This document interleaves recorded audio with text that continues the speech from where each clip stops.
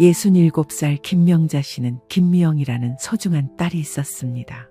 미영이는 명자 씨의 늦둥이로 명자 씨가 어려운 환경에서도 혼신의 힘을 다해 키운 딸이었습니다.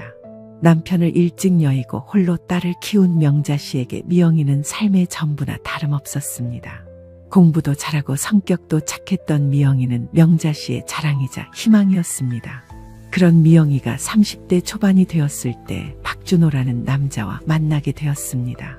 처음 미영이가 남자친구가 생겼다고 말했을 때 명자 씨는 기쁨과 걱정이 동시에 밀려왔습니다. 기쁜 건 딸이 좋은 사람을 만나 행복해할 수 있다는 것이었고, 걱정되는 건 혹시 좋지 않은 사람을 만나 상처받을까 하는 마음이었습니다. 준호 씨를 처음 집에 데려왔을 때의 일을 명자 씨는 생생히 기억하고 있었습니다. 구독과 좋아요, 알람 설정 꾹 눌러주세요. 그날은 봄비가 내리는 일요일 오후였습니다.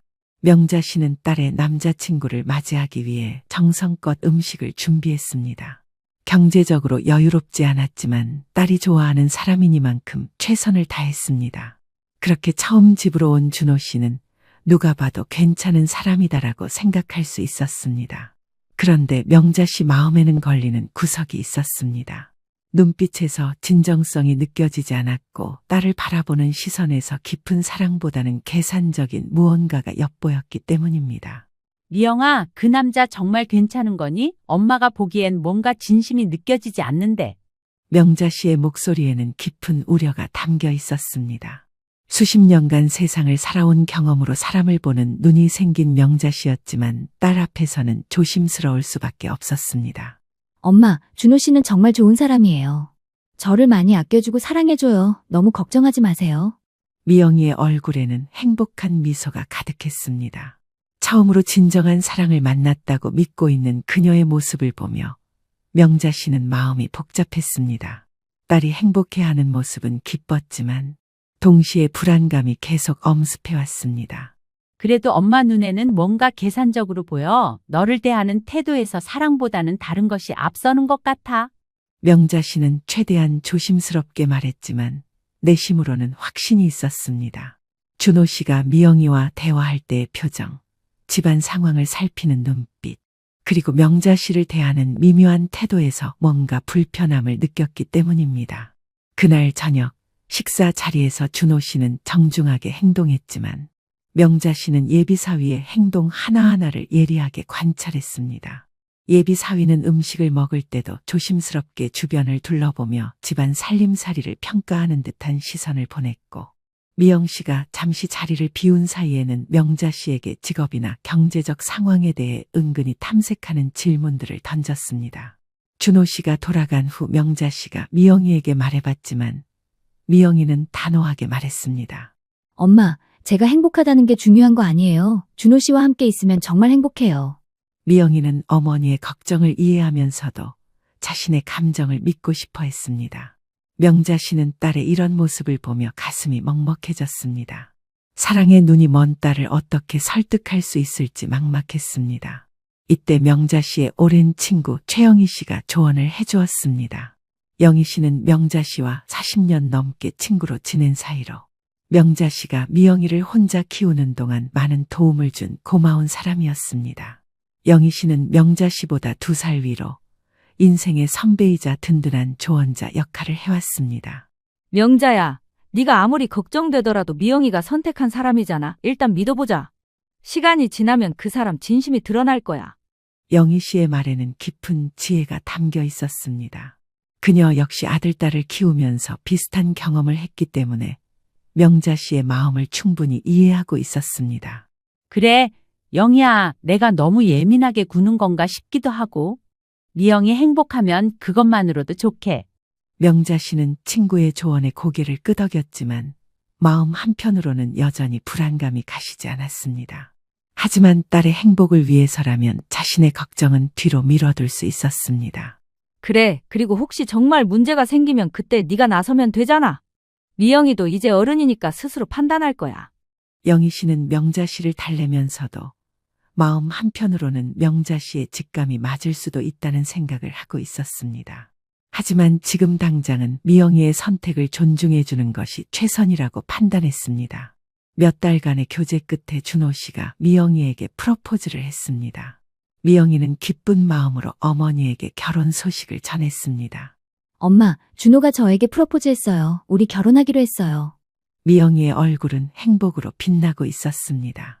정말 축하한다. 미영아, 엄마도 기뻐. 명자 씨는 딸의 행복을 위해 미소를 지었지만 마음속으로는 복잡한 감정이 교차했습니다. 결혼 준비 과정에서 명자 씨의 불안감은 더욱 커졌습니다. 준호 씨와 그의 가족들이 결혼 준비에 대해 보이는 태도가 마음에 들지 않았기 때문입니다. 명자 씨가 경제적으로 어려운 상황임을 알면서도 혼수나 예단에 대해 은근히 부담을 주는 듯한 분위기를 만들었습니다. 결혼식 당일이 다가왔습니다. 명자 씨는 복잡한 마음을 억누르고 딸의 결혼식을 준비했습니다. 경제적으로 여유롭지 않은 상황에서도 딸을 위해 최선을 다했습니다.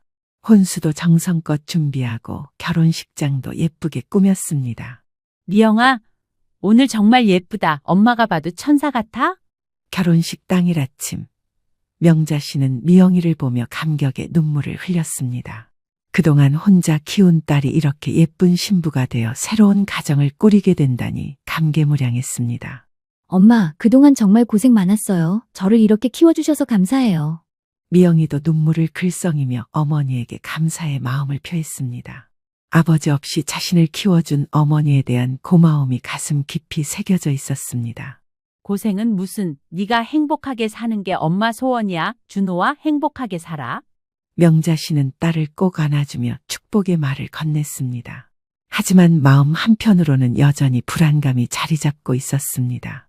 결혼식이 진행되는 동안 명자 씨는 사돈 식구들을 유심히 관찰했습니다.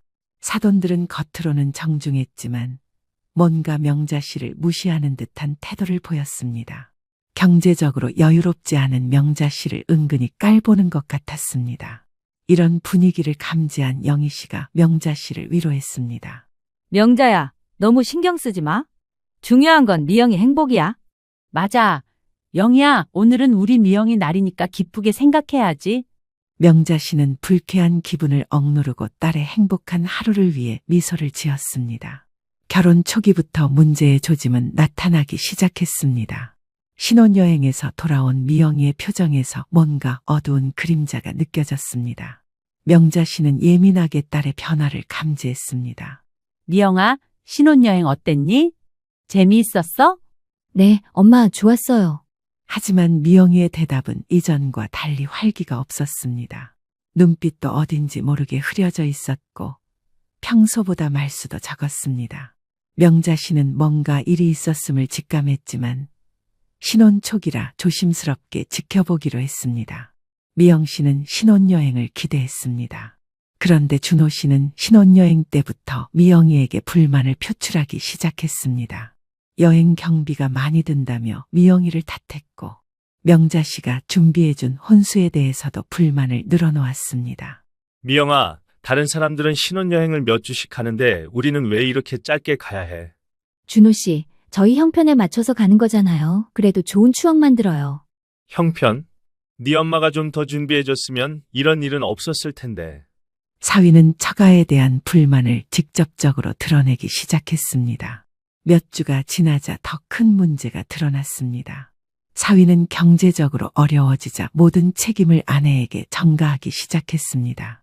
미영아, 우리가 이렇게 어려운 것도 다 네 탓이야. 너가 살림을 제대로 못해서 돈이 이렇게 나가는 거라고.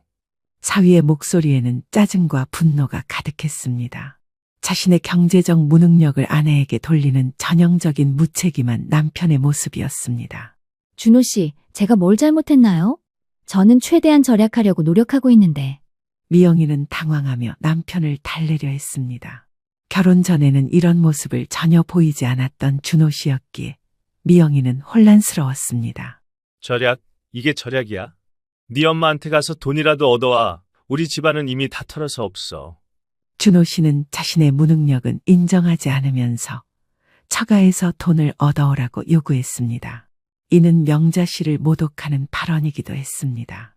준호 씨, 우리 엄마는 여유가 없으셔서. 그리고 그런 식으로 말씀하시면 안 돼요. 미영이는 어머니를 보호하려 했지만 준호 씨의 반응은 더욱 거칠어졌습니다. 그럼 네가 나가서 일이라도 해. 집에서 빈둥거리지 말고. 미영 씨는 혹여나 명자 씨가 이런 일을 알게 되지 않을까 걱정만 되었습니다. 자신만 참으면 된다고 생각하며 하루하루 버티던 어느 날 예상했던 일이 현실이 되는 일이 생겼습니다. 오랜만에 명자 씨의 집으로 간 미영 씨의 표정이 좋지 않자 명자 씨는 미영 씨 옆에 앉아 조용히 손을 잡으며 말했습니다. 미영아, 집에서 무슨 일 있니? 요즘 표정이 안 좋아 보이는데? 명자 씨는 딸을 조심스럽게 불러 안부를 물었습니다. 딸의 변화된 모습이 너무 걱정되었습니다. 괜찮아요. 엄마, 그냥 신혼 적응 기간이니까 조금 힘들 뿐이에요. 미영이는 어머니를 걱정시키고 싶지 않아서 사실을 숨겼습니다. 하지만 명자 씨의 예리한 눈을 속일 수는 없었습니다. 혹시 준호가 너한테 함부로 하는 건 아니지? 뭔가 이상하다 싶으면 언제든 엄마한테 얘기해. 명자 씨의 목소리에는 간절함이 배어 있었습니다. 딸이 힘들어하는 모습을 보니 가슴이 미어졌습니다. 아니에요. 엄마, 정말 괜찮아요. 미영이는 여전히 남편을 감싸려 했습니다. 결혼 생활을 포기하고 싶지 않았고 어머니에게 실망을 안겨주고 싶지도 않았습니다. 준호 씨는 명자 씨와 처가 식구들을 점점 더 무시하기 시작했습니다. 명절이나 가족 모임에서도 성의 없는 태도로 일관했고 때로는 아예 참석하지 않기도 했습니다. 추석이 다가왔을 때의 일이었습니다. 또 처가에 가야 해. 나는 바빠서 못 가겠어. 미영이 혼자 가. 준호 씨는 처가 방문을 귀찮아하며 거부했습니다. 준호 씨, 우리 엄마가 얼마나 애써서 음식을 준비하시는데. 한 번만 같이 가줘요. 미영 씨는 간절히 부탁했습니다. 어머니 혼자 명절 음식을 준비하는 모습을 알고 있었기에 더욱 마음이 아팠습니다. 내가 언제까지 네 엄마 눈치를 봐야 해? 나는 정말 싫다고. 준호 씨의 말에는 처가에 대한 무시와 경멸이 담겨 있었습니다. 눈치를 보는 게 아니라 가족이니까 당연한 거잖아요. 미영이는 남편을 설득하려 했지만 준호 씨는 더욱 완강했습니다. 가족? 내 가족은 내 부모님이야. 네 엄마는 남이고. 준호 씨의 매정한 말에 미영이는 큰 상처를 받았습니다. 결국 미영이는 혼자 친정에 갔고 명자 씨는 딸의 모습을 보며 마음이 아팠습니다. 미영아, 준호는 왜 안 왔니? 바빠서 다음에 올게요. 미영이는 거짓말을 할 수밖에 없었고 명자 씨는 이런 딸의 모습에 더욱 안타까웠습니다. 이런 상황들이 반복되면서 명자 씨는 점점 더 불안해했지만 딸이 상처받을까봐 직접적으로 간섭하지는 못했습니다. 영희 씨가 명자 씨를 위로했습니다. 명자야, 너무 속상해하지 마.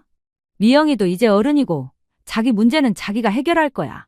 그래도 영희야, 내 눈에는 사위가 점점 더 이상해 보여. 미영이한테 함부로 하는 것 같고. 명자 씨의 목소리에는 깊은 걱정이 배어 있었습니다. 자신의 예감이 틀렸기를 바랬지만 상황은 점점 악화되고 있었습니다. 그럼 미영이한테 한번 진지하게 물어봐. 정말 괜찮은지. 영희 씨도 상황의 심각성을 느끼기 시작했습니다. 하지만 미영 씨는 어머니를 걱정시키고 싶지 않아서 집안의 문제들을 계속 숨기고 있었습니다. 그러던 중 가족에게 큰 기쁨이 찾아왔습니다. 바로 소영이라는 예쁜 손녀의 탄생이었습니다. 우리 소영이 정말 예쁘다. 할머니가 얼마나 기다렸는지 아니? 명자 씨는 손녀를 안고 행복의 눈물을 흘렸습니다. 그동안의 모든 걱정과 불안이 사라지는 순간이었습니다. 엄마, 소영이 때문에 정말 행복해요. 이제 우리 가족이 더 단단해질 것 같아요. 미영이도 아이를 낳은 후 잠시나마 행복을 느꼈습니다. 아이가 있으면 남편도 변할 것이라는 희망을 품었습니다. 하지만 준호 씨는 아버지가 된 후에도 전혀 달라지지 않았습니다. 오히려 육아는 전적으로 미영의 몫으로 떠넘기고 자신은 아무런 책임을 지지 않았습니다. 아이 우는 소리 때문에 잠을 못 자겠어. 네가 알아서 해. 나는 일하느라 바빠. 준호 씨는 신생아인 딸이 우는 것조차 귀찮아했습니다. 아버지로서의 본능이나 책임감은 전혀 느끼지 못하는 것 같았습니다. 준호 씨, 소영이는 당신 딸이기도 해요. 조금만 도와주세요. 미영이는 산후조리 중인 몸으로 혼자서 육아를 감당하기 힘들었습니다. 내가 돈 벌어오는 것만으로도 충분해. 애 키우는 건 원래 엄마가 하는 거야. 준호 씨는 자신의 역할을 돈 버는 것으로만 한정했습니다. 하지만 실제로는 제대로 된 직장도 없었기에 이마저도 핑계에 불과했습니다.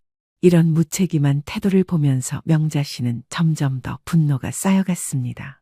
손녀를 향한 사랑은 크지만 사위에 대한 실망감은 더욱 커져만 갔습니다. 시간이 흐르면서 준호 씨의 상황은 더욱 악화되었습니다. 그가 다니던 작은 회사가 부도가 나면서 실직하게 되었고 개인적으로 시도했던 사업마저 완전히 실패하고 말았습니다. 경제적으로 막다른 골목에 몰린 준호 씨의 성격은 더욱 난폭해졌습니다. 준호 씨는 실직 후 집에서 빈둥거리는 시간이 많아졌고 그럴 때마다 미영이에게 불만을 쏟아냈습니다.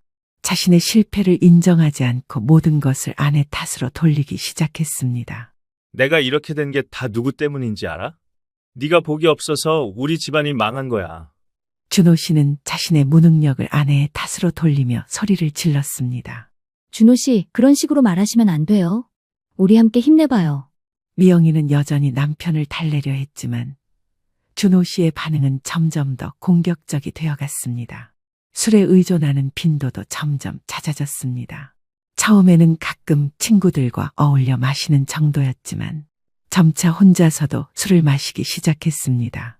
그리고 술에 취하면 미영이에게 언어폭력을 가하기 시작했습니다. 어느 날 밤 준호 씨가 평소보다 더 많이 취해서 집에 들어왔습니다. 다 네 탓이야. 내가 운이 없어서 우리 집안이 이 모양이 된 거라고. 네 엄마도 별로 도움이 안 되고. 준호 씨의 목소리는 술 냄새와 함께 집안을 가득 채웠습니다. 남편의 얼굴은 술로 인해 빨갛게 달아올라 있었고 눈빛은 흐릿했습니다. 준호 씨, 제발 술 좀 그만하세요. 소영이가 무서워해요. 미영이는 갓돌이 지난 딸을 품에 안고 남편을 달래려 했습니다. 어린 소영이는 아버지의 큰 소리에 놀라 울음을 터뜨렸습니다. 소영이, 그것도 네가 제대로 키우지 못해서 맨날 울기만 하잖아. 사위는 자신의 딸조차 제대로 된 애정을 보이지 못했습니다. 아이가 우는 것조차 아내의 탓으로 돌렸습니다. 이런 상황이 계속되자 미영이는 견디다 못해 어머니에게 상황을 털어놓기 시작했습니다. 그동안 어머니를 걱정시키지 않으려고 숨겨왔던 일들을 조금씩 얘기하기 시작한 것입니다. 엄마, 준호 씨가 요즘 너무 달라졌어요. 술만 마시면 저한테 화를 내고 소영이한테도 관심이 없어요. 미영이의 목소리는 떨리고 있었습니다. 그동안 혼자 감내해왔던 고통이 어머니 앞에서 터져나오기 시작했습니다. 뭐라고? 그 자식이 너한테 함부로 해? 당장 나오너라. 더 이상 참을 필요 없어. 명자 씨는 딸의 말을 듣자마자 분노가 치밀어 올랐습니다. 그동안의 불안감이 현실이 되었다는 사실에 가슴이 터질 것 같았습니다. 엄마, 아직은 괜찮아요. 조금만 더 기다려보자고요. 소영이 때문에라도. 미영이는 여전히 결혼 생활을 포기하고 싶지 않았습니다.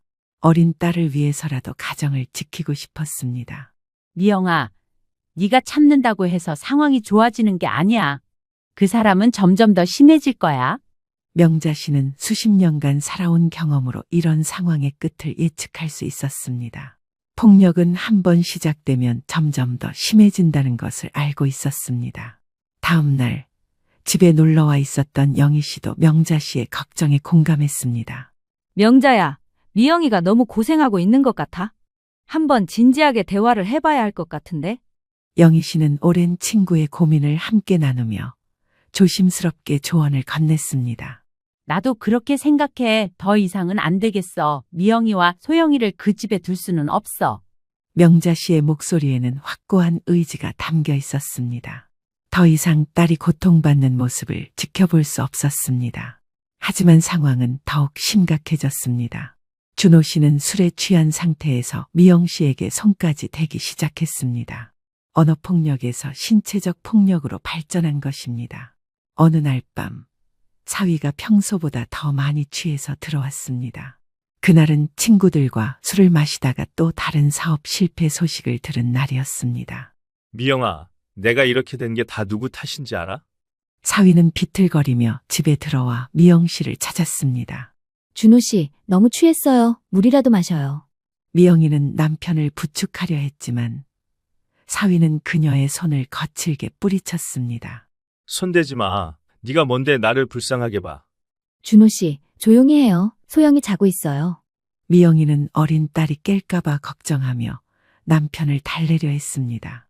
소영이, 그 애도 너 때문에 이렇게 가난하게 자라는 거야. 그때 사위의 손이 미영이의 뺨을 때렸습니다. 갑작스러운 폭력에 미영이는 그대로 바닥에 넘어졌습니다. 준호 씨, 제발 그만해요. 소영이가 보고 있어요. 미영이는 눈물을 흘리며 남편을 말렸지만 사위는 더욱 거칠어졌습니다. 닥쳐. 네가 나한테 대드는 게 문제야. 네 엄마한테 가서 돈이라도 더 얻어와. 사위는 자신의 무능력을 인정하지 않으면서 계속해서 아내와 처가를 모독했습니다. 이때 마침 명자 씨가 손녀를 보러 왔다가 이 상황을 목격하게 되었습니다. 문을 열고 들어온 명자 씨는 딸이 바닥에 쓰러져 있고 사위가 위협적인 자세로 서 있는 모습을 보고 즉시 상황을 파악했습니다. 야, 이 자식아, 우리 미영이한테 뭐 하는 거야? 명자 씨의 목소리는 분노로 떨리고 있었습니다. 60대 중반의 나이였지만 딸을 보호하려는 모성 본능 앞에서는 나이 따위는 중요하지 않았습니다. 어머니, 이거는. 사위 준호 씨는 갑작스런 명자 씨의 등장에 당황했습니다. 술에 취해 있었지만 장모 앞에서는 어느 정도 정신이 들었습니다. 이거는 무슨, 내 딸한테 손대는 걸 내가 직접 봤는데. 명자 씨는 준호 씨에게 다가가 딸을 일으켜 세웠습니다. 미영이의 뺨에 난 붉은 자국을 보자 명자 씨의 분노는 극에 달했습니다. 엄마, 괜찮아요. 그냥 실수예요. 미영이는 여전히 남편을 감싸려 했습니다. 하지만 명자 씨는 더 이상 참을 수 없었습니다. 실수? 미영아, 이게 실수야? 당장 짐 싸서 나와. 더 이상 여기 있으면 안 돼. 명자 씨는 단호하게 말했습니다. 딸이 더 이상 이 집에서 폭력에 시달리게 둘 수는 없었습니다. 어머니, 저희 부부 문제에 간섭하지 마세요. 명자 씨의 단호한 말에 사위 준호 씨는 뻔뻔하게 대답했습니다. 하지만 명자 씨는 물러서지 않았습니다. 간섭? 내 딸이 맞는데 간섭이라고? 너 같은 자식이 우리 미영이를 때릴 자격이 어디 있어? 그날 밤 딸과 손녀는 명자 씨의 집으로 피했습니다. 명자 씨는 딸과 손녀를 자신의 품에 안고 눈물을 흘렸습니다. 미영아, 정말 고생했구나. 엄마가 미안해. 진작에 데려올걸? 명자 씨는 자신이 좀 더 일찍 개입하지 못한 것을 후회했습니다. 엄마, 저 때문에 걱정 끼쳐드려서 죄송해요. 미영이는 어머니 품에서 그동안 참아왔던 눈물을 펑펑 쏟아냈습니다. 하지만 미영 씨는 여전히 결혼 생활을 포기하고 싶지 않아 했습니다. 엄마, 한 번 더 기회를 줘볼까요? 준호 씨도 요즘 스트레스가 많아서 그런 것 같아요. 미영이는 남편이 변할 수 있다는 희망을 포기하지 않으려 했습니다. 미영아, 정신 차려. 사람은 절대 안 변해. 네가 계속 참기만 하면 더 심해질 거야. 명자 씨는 딸에게 현실을 직시하라고 말했습니다. 명자 말이 맞아. 미영아, 폭력은 한 번 시작되면 계속 반복돼. 소영이를 생각해서라도 결정을 내려야 해. 영희 씨도 심각한 표정으로 미영이를 설득했습니다. 며칠 동안 명자 씨 집에서 지내면서 미영 씨는 많은 생각을 했습니다. 어린 소영이가 평화롭게 잠든 모습을 보면서 이 아이에게 어떤 환경을 제공해야 할지 고민했습니다. 그러나 미영 씨의 고민과는 달리 준호 씨는 예상외의 행동을 보였습니다. 며칠 후 갑자기 명자 씨 집에 나타나서 이혼을 요구한 것입니다. 사위가 명자 씨 집 문 앞에 나타났을 때 명자 씨는 문을 열어주지 않았습니다. 어머니, 미영이 좀 만나게 해주세요. 중요한 얘기가 있어요. 할 말 없어. 돌아가. 명자 씨는 차갑게 대답했습니다. 제발요. 어머니, 정말 중요한 일이에요. 결국 미영이가 나와서 사위를 만났습니다. 미영아, 우리 이혼하자. 나는 더 이상 이 결혼 생활을 지속할 수 없겠어. 사위의 갑작스러운 이혼 요구에 미영이는 당황했습니다. 갑자기 무슨 소리예요? 제가 뭘 잘못했다고. 미영이는 남편의 일방적인 요구를 이해할 수 없었습니다. 우리는 성격이 안 맞아. 그리고 솔직히 말하면 다른 사람을 만나고 있어. 사위의 충격적인 고백에 명자 씨는 완전히 분노했습니다. 뭐라고? 이 파렴치한 놈이? 외도까지 하고 있었다고? 명자 씨는 사위를 향해 소리쳤습니다. 딸을 폭행하는 것도 모자라 외도까지 하고 있었다니 인간으로서 할 수 없는 행동이었습니다. 어머니, 이건 저희 부부 문제예요. 간섭하지 마세요. 준호 씨는 여전히 뻔뻔한 태도를 보였습니다. 간섭, 내 딸과 손녀를 이렇게 만들어 놓고 간섭이라고? 당장 꺼져. 명자 씨의 분노는 극에 달했습니다. 준호 씨는 더욱 충격적인 말을 이어갔습니다. 그리고 소영이 양육권도 포기할게요. 저는 아이 키울 여건이 안 되니까 미영이가 데리고 살라고 해주세요. 준호 씨는 자신의 친딸에 대한 책임마저 완전히 포기한다고 선언했습니다. 사위의 말에 놀란 딸이 안방에서 나오며 말했습니다. 준호 씨, 소영이는 당신 딸이에요. 어떻게 그런 말을? 미영이는 남편의 무책임함에 충격을 받았습니다. 양육비는 줄 수 없어. 내 형편이 어려우니까 알아서 키워. 사위는 아버지로서의 모든 책임을 거부했습니다. 이런 파렴치한 놈을 봤나? 책임감이라고는 조금도 없는 거야. 명자 씨는 사위의 무책임함에 분노를 감추지 못했습니다. 그리고 면접 교섭권도 필요 없어. 난 아이와 만날 생각도 없으니까.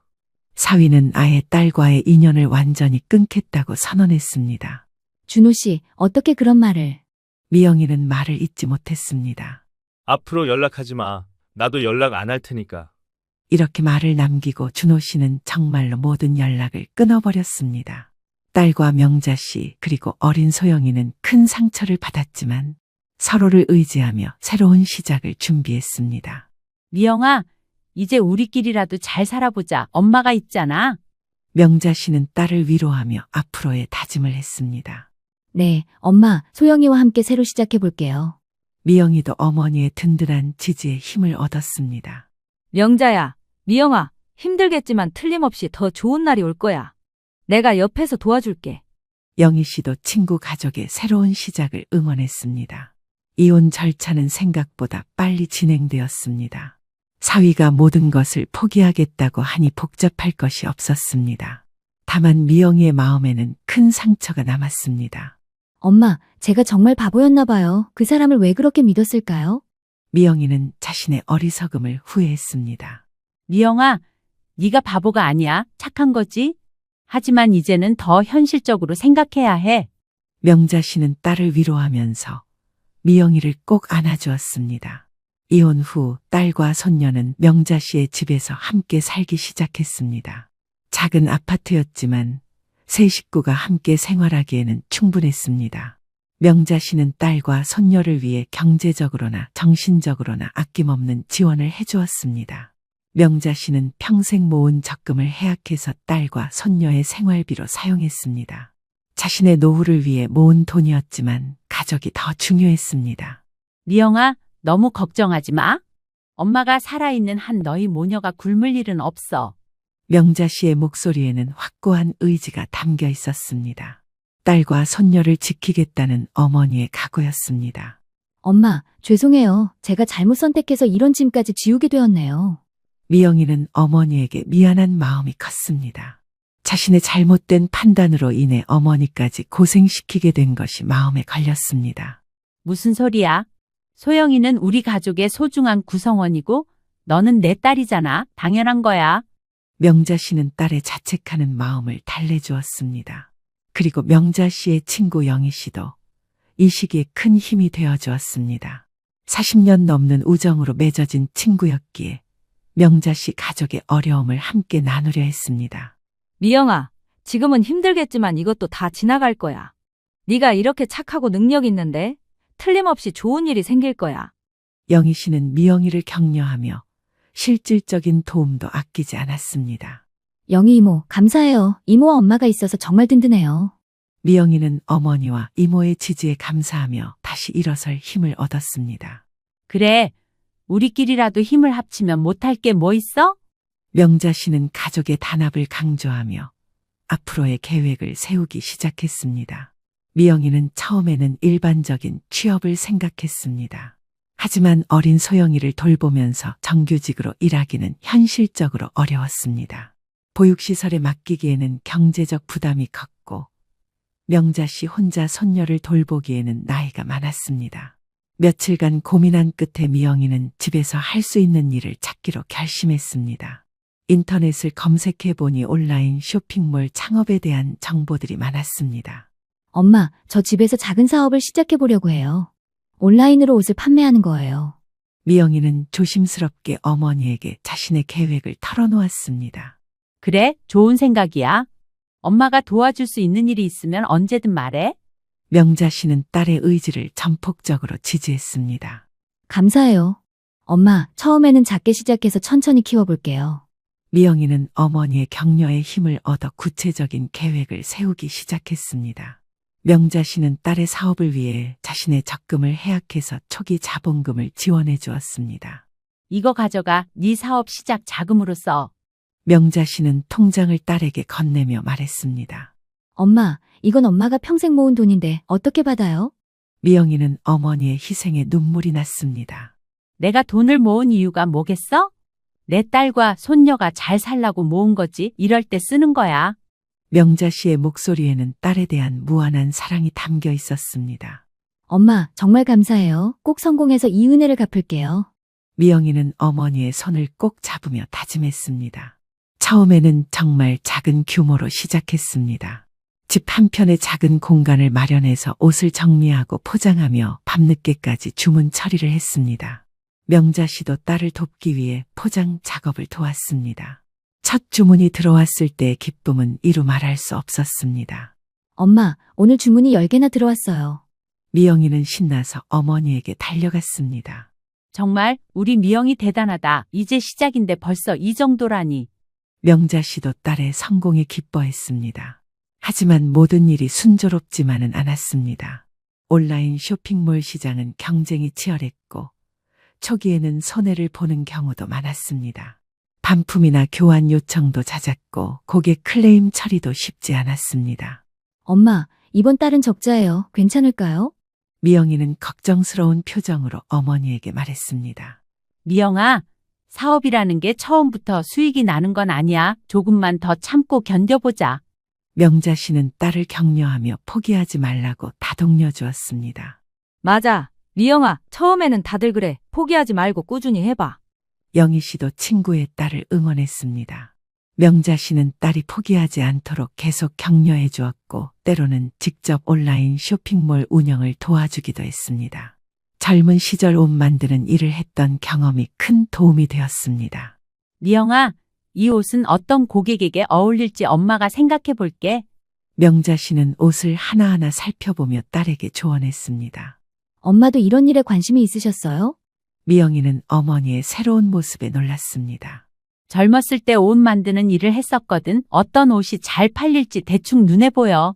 명자 씨는 자신의 경험을 딸과 나누며 도움을 주었습니다.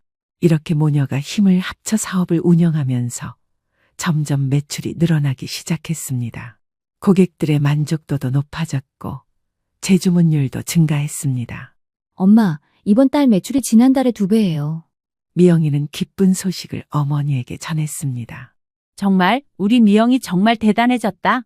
명자 씨는 딸의 성장에 뿌듯해했습니다. 하지만 진짜 전환점은 김미영이 독특한 아이디어를 낸 때였습니다. 엄마, 저는 단순히 옷을 파는 것보다는 스타일링 서비스를 함께 제공하면 어떨까 해요. 미영이는 차별화된 서비스에 대한 아이디어를 제시했습니다. 스타일링 서비스? 명자 씨는 딸의 아이디어에 관심을 보였습니다.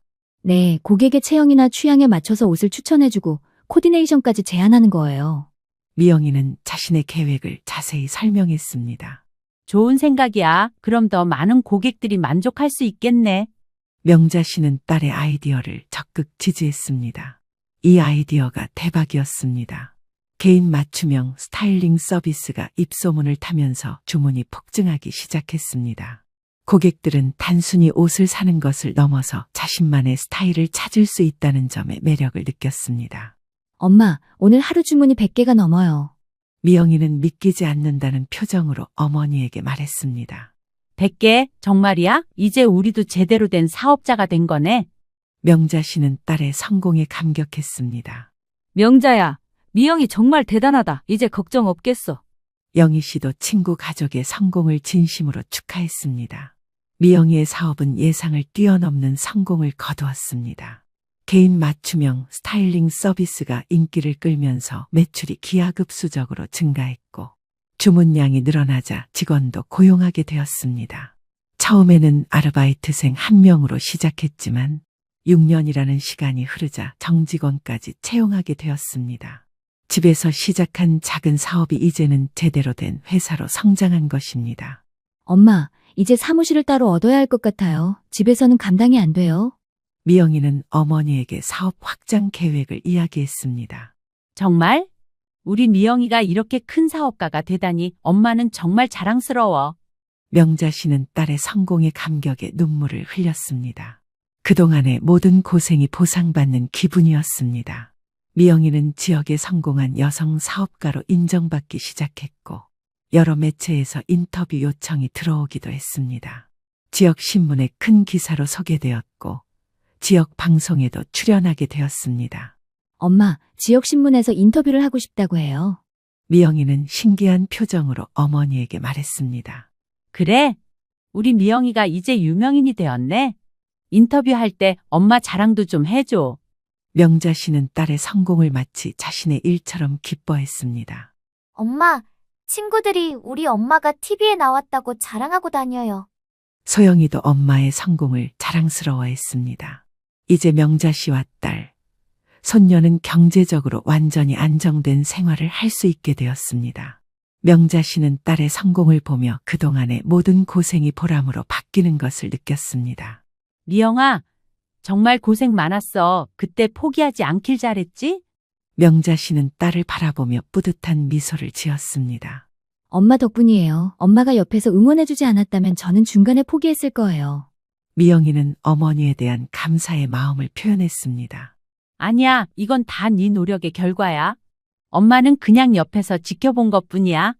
명자 씨는 겸손하게 대답했지만 마음속으로는 딸에 대한 자부심으로 가득했습니다. 영희 씨도 친구의 성공을 진심으로 축하해 주었습니다. 명자야, 정말 축하해? 미영이가 이렇게 성공할 줄 누가 알았겠어? 영희 씨는 오랜 친구의 기쁨을 함께 나누었습니다. 영희야, 그때 네가 옆에서 힘이 되어줘서 정말 고마웠어. 명자 씨는 친구에 대한 고마움을 표현했습니다. 뭘 그런 걸로, 우리 사이에 그런 게 어디 있어? 영희 씨는 당연하다는 듯이 대답했습니다. 하지만 이때 예상치 못한 일이 벌어졌습니다. 그동안 감감무소식이던 준호 씨가 갑자기 연락을 해온 것입니다. 어느 날 저녁 미영이의 휴대폰이 울렸습니다.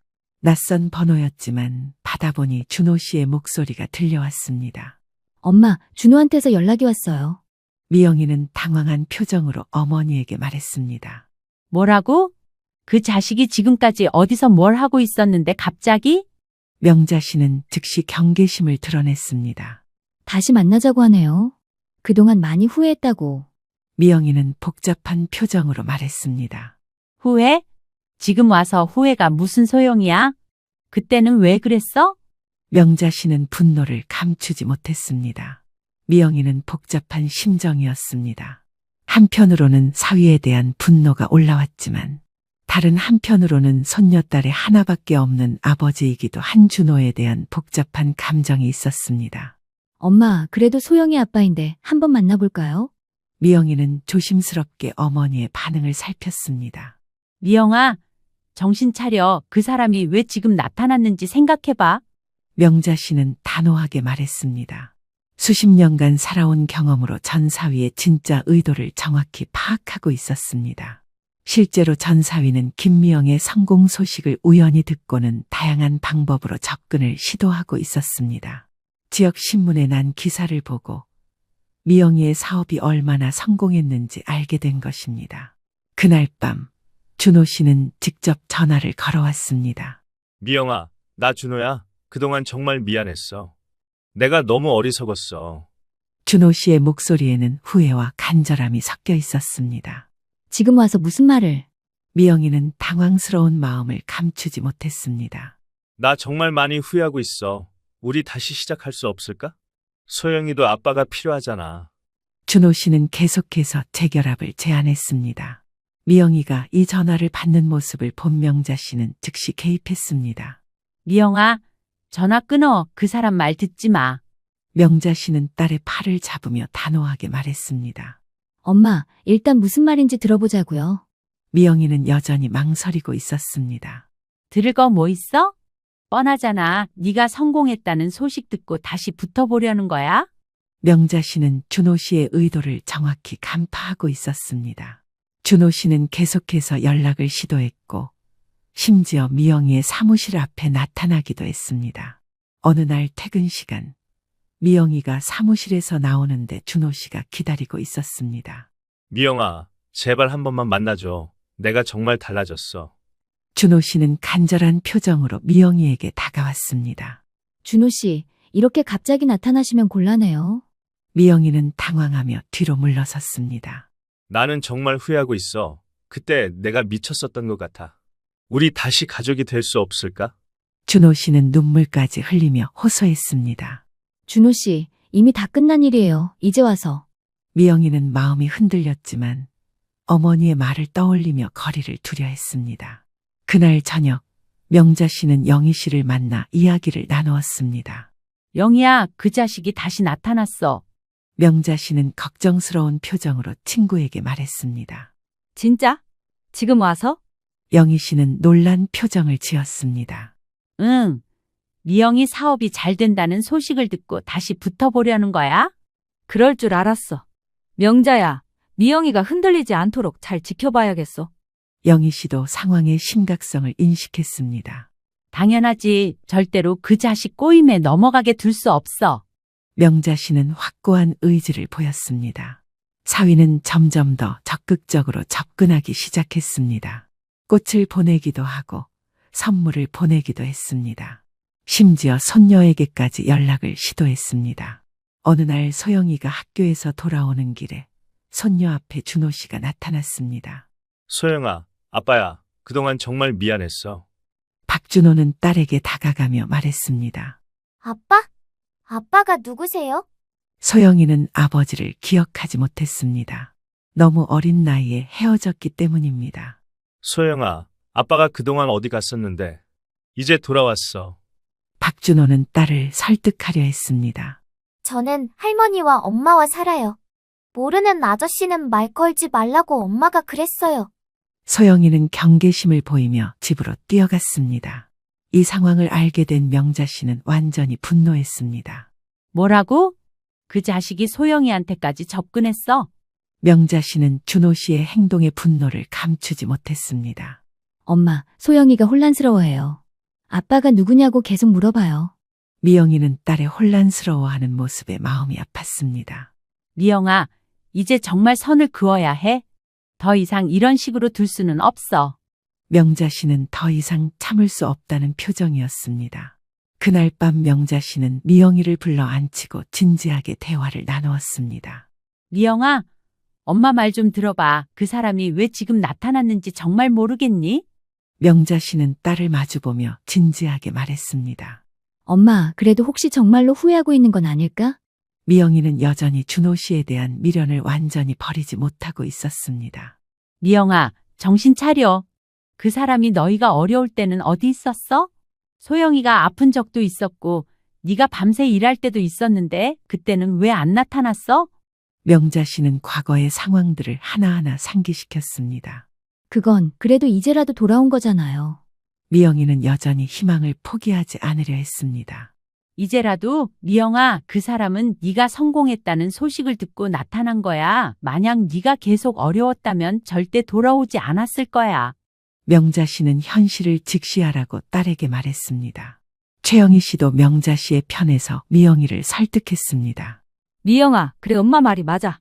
진짜 후회하는 사람이라면 네가 어려울 때 나타났어야지. 영희 씨도 심각한 표정으로 미영이를 바라보았습니다. 그래도 소영이 아빠인데. 미영이는 여전히 망설이고 있었습니다. 소영이 아빠? 아빠 노릇 한 적이 있어? 기저귀 한번 갈아준 적 있어? 밤에 아이 우는데 깨서 달래준 적 있어?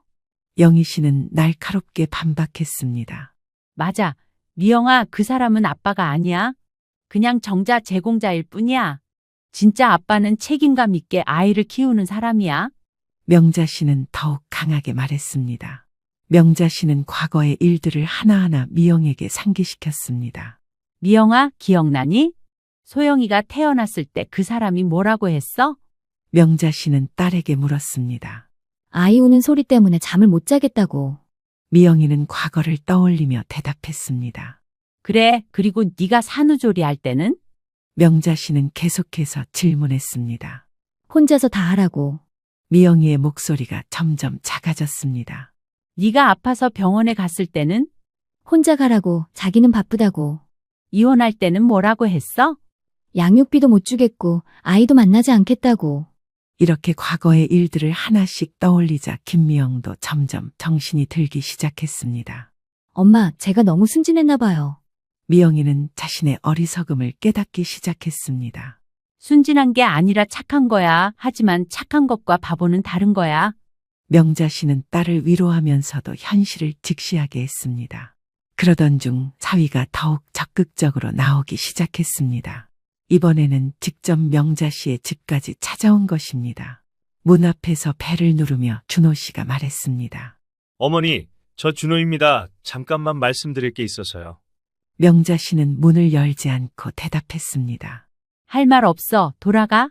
명자 씨의 목소리는 차가웠습니다. 어머니, 제가 정말 많이 반성했어요. 한 번만 기회를 주세요. 사위는 문 앞에서 계속 호소했습니다. 하지만 명자 씨는 문을 열어주지 않았고 결국 사위는 포기하고 돌아갔습니다. 며칠 후 준호 씨는 미영이의 사무실로 직접 찾아갔습니다. 미영아, 내가 이렇게 찾아왔는데 왜 만나주지 않는 거야? 사위는 사무실 앞에서 미영이를 기다리고 있었습니다. 준호 씨, 저는 지금 만날 생각이 없어요. 미영이는 단호하게 대답했습니다. 우리 소영이는? 소영이도 아빠가 필요하잖아. 박준호는 딸을 핑계로 내세웠습니다. 소영이는 지금까지 아빠 없이도 잘 자랐어요. 미영이는 흔들리지 않았습니다. 미영아, 솔직히 말하면 나도 네 사업에 도움이 될 수 있어. 내가 아는 사람들도 많고. 박준호는 결국 자신의 진짜 속마음을 드러냈습니다. 그때 마침 미영이가 걱정되어 데리러 온 명자 씨가 이 장면을 목격했습니다. 사위의 말을 들은 명자 씨는 더 이상 참을 수 없었습니다. 도움? 네가 우리한테 무슨 도움을 준다고? 명자 씨는 준호 씨에게 다가가며 말했습니다. 어머니, 그동안 정말 죄송했습니다. 제가 철없었습니다. 준호 씨는 명자 씨 앞에서 고개를 숙였습니다. 철 없었다고? 너는 철이 없는 게 아니라 양심이 없는 거야. 명자 씨는 날카롭게 반박했습니다. 다시 기회를 주세요. 제가 정말 많이 바뀌었어요. 준호 씨는 계속해서 기회를 달라고 요청했습니다. 바뀌었다고? 뭐가 바뀌었는데? 미영이가 성공했다는 소식 듣고 달려온 거 말고 뭐가 바뀌었어? 명자 씨는 핵심을 찔렀습니다. 준호 씨는 명자 씨의 말에 할 말이 없었습니다. 명자 씨는 계속해서 따졌습니다. 너 그동안 뭐 하고 살았어? 소영이 생각은 한 번이라도 해봤어? 명자 씨의 질문에 사위는 우물우물했습니다. 그건 제 사정이 어려워서. 사위는 핑계를 대려 했습니다. 사정이 어려워서? 그럼 지금은 사정이 좋아졌나? 명자 씨는 더욱 날카롭게 몰아붙였습니다. 그런 게 아니라. 사위는 제대로 대답하지 못했습니다. 그런 게 아니라 뭐야? 솔직히 말해봐. 미영이 사업이 망했다면 지금 여기 나타났겠어? 명자 씨의 질문에 사위는 대답할 수 없었습니다. 명자 씨는 더욱 날카롭게 몰아붙였습니다. 너 지금까지 소영이한테 용돈 한 번이라도 보낸 적 있어? 생일 선물 한 번이라도 보낸 적 있어? 그건 준호 씨는 말문이 막혔습니다. 생활비는, 양육비는? 아무것도 없잖아. 그런데 지금 와서 아빠 행세하겠다고? 명자 씨는 계속해서 추궁했습니다. 명자 씨의 말에 조금의 망설임이 남아있던 미영이도 이제 확실히 정신이 들었습니다. 준호 씨, 이제 그만 가세요. 우리는 지금까지 잘 살았고 앞으로도 잘 살 거예요. 미영이는 단호하게 말했습니다. 미영아, 제발 한 번만 더 기회를. 준호 씨는 마지막으로 애원했습니다. 기회는 이미 다 드렸어요. 그때 당신이 저희를 버리고 갔잖아요. 미영이는 흔들리지 않았습니다. 명자 씨가 최후 통첩을 했습니다. 야, 박준호, 이제 그만 우리 가족한테 접근하지 마. 한 번 더 나타나면 그때는 가만히 안 둘 거야. 명자 씨의 목소리에는 확고한 의지가 담겨 있었습니다. 어머니, 너무 심하시는 거 아니에요? 준호 씨는 억울하다는 표정을 지었습니다. 심해? 네가 우리한테 한 짓이 심한 거야. 당장 꺼져. 명자 씨는 더 이상 참지 않았습니다. 준호 씨는 마지막으로 딸에 대한 요구를 했습니다. 그럼 소영이라도. 준호 씨는 마지막 희망을 걸었습니다. 소영이는 네가 포기한 거야? 이제 와서 아빠 행세하지 마. 명자 씨는 단호하게 거절했습니다. 준호 씨, 정말 소영이를 생각한다면 이제 나타나지 마세요. 소영이가 혼란스러워해요. 미영이도 딸을 위해 단호한 입장을 표했습니다. 그 후로 준호 씨는 더 이상 연락하지 않았습니다. 명자 씨의 단호한 태도와 미영이의 확고한 의지 앞에서 더 이상 접근할 수 없음을 깨달은 것입니다. 명자 씨와 미영이, 소영이는 다시 평화로운 일상을 되찾았습니다. 며칠 후 소영이가 명자 씨에게 물어봤습니다. 할머니, 그 아저씨 왜 자꾸 아빠라고 그랬어요? 소영이는 순진한 표정으로 물었습니다. 소영아, 그냥 이상한 아저씨였어. 우리 소영이한테는 할머니와 엄마가 있으니까 걱정하지 마. 명자 씨는 손녀를 안으며 다정하게 말했습니다. 네, 할머니. 저는 할머니와 엄마가 최고예요. 소영이는 밝게 웃으며 대답했습니다. 미영이도 이제 완전히 정신을 차렸습니다. 엄마, 그때 엄마가 말려주지 않았다면 정말 큰일 날 뻔했어요. 미영이는 어머니에게 감사의 마음을 표했습니다. 다행히 정신 차렸네. 사람은 절대 변하지 않아. 명자 씨는 딸의 깨달음에 안도했습니다. 맞아. 미영아, 사람은 쉽게 안 변해. 특히 그런 이기적인 사람은 더더욱. 영희 씨도 동의했습니다. 앞으로는 이런 일 없을 거야. 우리끼리 잘 살자. 명자 씨는 가족의 미래에 대한 확신을 표했습니다. 몇 달 후 미영이의 사업은 더욱 번창했고 소영이는 밝고 건강하게 자라고 있었습니다. 명자 씨는 딸과 손녀의 성장을 보며 큰 보람을 느꼈습니다. 미영아, 정말 잘했어. 그때 그 사람한테 넘어가지 않아서. 명자 씨는 딸의 현명한 선택을 칭찬했습니다. 엄마 덕분이에요. 엄마가 정신 차리게 해주셔서. 미영이는 어머니에 대한 고마움을 표현했습니다. 이제 우리는 정말 행복해. 그 사람 없이도 이렇게 잘 살 수 있잖아. 명자 씨는 만족스러운 표정으로 말했습니다. 할머니, 엄마, 저는 우리 가족이 최고라고 생각해요. 소영이는 밝게 웃으며 말했습니다. 우리 소영이도 최고야. 명자 씨는 손녀를 꼭 안아주었습니다. 영희 씨도 친구 가족의 행복을 진심으로 축하했습니다. 명자야, 정말 잘 해결됐다. 미영이도 이제 확실히 정신 차린 것 같고. 영희 씨는 친구의 지혜로운 대응을 칭찬했습니다. 응, 이제는 정말 걱정 없어. 진짜 가족이 누구인지 확실히 알았으니까. 명자 씨는 확신에 찬 목소리로 대답했습니다. 그렇게 명자 씨는 자신의 지혜와 강인함으로 가족을 지켜낸 것입니다. 미영아, 기억해둬. 진짜 가족은 어려울 때 함께하는 사람들이야. 명자 씨는 딸에게 인생의 교훈을 전했습니다. 네, 엄마, 절대 잊지 않을게요. 미영이는 어머니의 가르침을 마음에 새겼습니다. 저도 커서 할머니와 엄마처럼 강한 사람이 될 거예요. 소영이도 할머니와 엄마를 닮고 싶다는 의지를 보였습니다. 그래, 우리 소영이. 할머니가 널 그렇게 키워줄게. 네 마누라가 나보고 살아서 몇 년이나 더 쓰시겠어요? 라고 했다. 뭐라고요? 그리고 죽으면 관에 돈을 넣어서 가져갈 건 아니잖아요? 라고도 했어. 엄마, 정말요? 수진이가 그런 말을 했다고요? 네 귀로 직접 들은 게 아니니까 믿기지 않지? 그럼 됐다. 오늘 이야기의 주인공은 올해 72살 이순덕 씨입니다. 새벽 6시 라디오에서 흘러나오는 뉴스 소리에 자연스럽게 눈을 뜨는 것으로 하루가 시작되었습니다. 혼자 지내는 거라 적막하긴 하지만 이웃 사람들과 어울려 하루를 보낼 생각을 하니 오늘은 또 무슨 일이 있을까 재미난 생각을 해보기도 합니다. 그 일이 있기 전까지만 해도 이 씨의 하루는 참으로 소박했습니다. 이 씨가 원래 살던 곳은 서울 은평구의 다세대 주택 2층 20평 남짓한 작은 집이었습니다. 지금은 순천에 내려와 조용히 살고 있지만 이 씨에게는 그곳이 세상에서 가장 소중한 보금자리였습니다. 관절염으로 쑤시는 무릎을 주물러가며 몸을 일으켜 세우는 것이 매일 아침 첫 번째 일과였습니다. 아이고, 이놈의 다리야. 오늘도 또 이러는구나. 혼잣말을 중얼거리며 창문을 열어 환기를 시키고 사연 라디오 볼륨을 조금 낮춘 후 간단한 아침 준비를 시작했습니다. 메뉴는 늘 비슷했습니다. 전날 끓여둔 미역국에 밥 한 공기, 김치 몇 조각이면 충분했습니다. 밥을 먹고 믹스 커피 한 잔을 타서 문득 바깥을 바라보았습니다. 새들이 지저귀는 소리, 바람이 부는 소리에 귀를 기울이니 이곳으로 내려오기 전에 있었던 일이 생각났습니다. 이곳에 오게 된 이유이기도 하고 새로운 삶을 살아보리라 다짐했던 일이거든요. 그 일을 이야기하려면 아주 예전으로 거슬러 올라가야 합니다. 서울에서 살았던 집에 대한 이야기부터 해야 하거든요. 이 씨가 서울에서 살았던 이 집은 남편이 돌아간 후 혼자 힘으로 마련한 첫 번째이자 마지막 집이었습니다.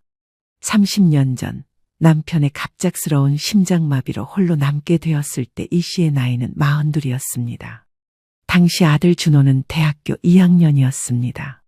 남편이 다니던 회사에서 받은 퇴직금과 작은 보험금으로 겨우 전세로 시작했던 이 집을 이 씨는 10년 후 월세로 그리고 또 10년 후에야 비로소 자기 명의로 만들 수 있었습니다.